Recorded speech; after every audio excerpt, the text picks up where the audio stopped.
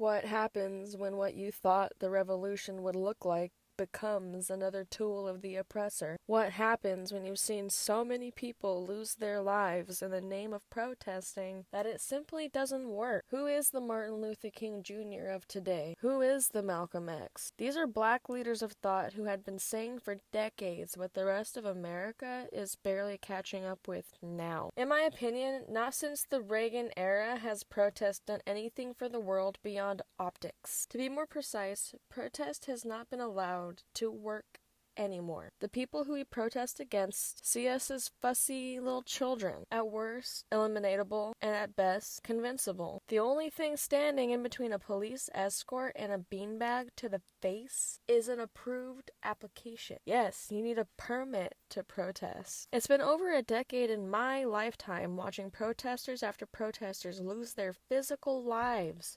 and limbs for problems that are purposefully being ignored by people who knew about their existence before we ever did. They stopped being threatened by emotional distress. It's interesting how there are people who, upon realizing their emotions are being appealed to, will shut them off and call that strength, when all that shows is an inability to control oneself. The government doesn't care if you light yourself on fire in front of their embassies any more than they care about pulling up drowned immigrants from the Rio. That's not solely because they're just so implicitly cruel and sociopathic. That's just the part that fuels their commitment to the bit. It's because they've allowed their minds and hearts to slack off while reaping the benefits of other people's hard work. Think of it this way. In an abusive relationship, if they're already at the point where one is threatening to die as their last resort plea for the other to respect them, and the other's consistent response is, "Good luck with that," is that something that works? The difference is there is no leaving. Until our abuser decides to reform, we are stuck coping. So, what happens when the only thing about a situation you have control over is your ways and what you believe? Unless you are sociopathically committed to the bit of victimizing yourself and avoiding responsibility, you will find a better way, and you will find the right belief. The relationship that America generally has with its people can by and large be considered abusive. Abusers are created, not born. The only way an abuser can reform is by admitting what they have done, cutting off enablers of their abusive behaviors, and showing clear commitment to becoming better. The voice of the people is constitutionally supposed to be heard as an equal.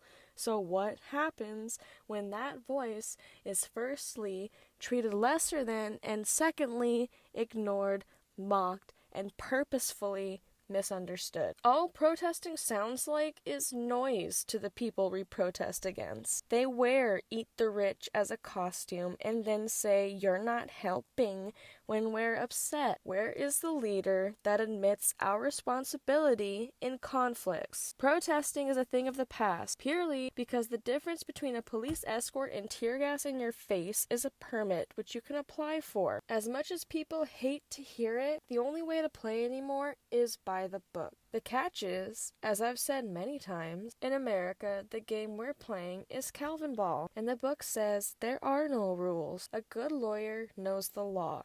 The best lawyer knows how to win a case. If you're someone who doesn't know what to do but wants there to be a solution, find people in your community to uplift, and don't limit yourself to youth. We don't need to wait generations for the youth to save us as millennials and Gen Z were expected to. There are people today who you can encourage to run for local office. There is no us and them, it's us and our friends.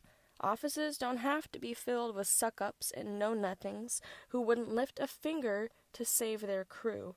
We have captains and innovators who are our peers that we can support, who support us back. I've said for a while now that the most modern form of anarchy is to form a community. Unfortunately, as I've seen others realize that over the years, that's only led to a rise in cults and a revisitation to that whole thought process. So, interlinked is this idea with the forms of communes, off-grid communities, and ultimately doomsday preppers. I'm not sure what those people actually had in mind when they were trying to hop on this thought train. And I feel like describing whatever it was as positive would be a super optimistic reach. The point is, The only difference to me right now between a doomsday prepper and a Kardashian is the attention they prefer to receive. The things they prioritize and want control over otherwise are actually pretty similar, if at different ends of the spectrum. Start holding your peers accountable and support someone when they have something to say. Ask how you can be involved in your government,